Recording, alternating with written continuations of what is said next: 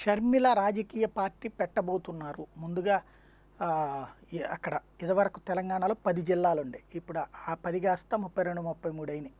అయితే పాత జిల్లా ప్రాతిపదికన వరంగల్, నిజామాబాదు, ఆదిలాబాదు, ఖమ్మం ఇట్లాంటి పేర్లతో ఉన్నటువంటి పాత జిల్లాలు, ఆ జిల్లాల్లో విడిపడినటువంటి ఏమేమైతే ఉన్నాయో అట్లా ఆ పాత జిల్లా ప్రాతిపదికన మీటింగులు ఇప్పటికి 3 అయినాయి.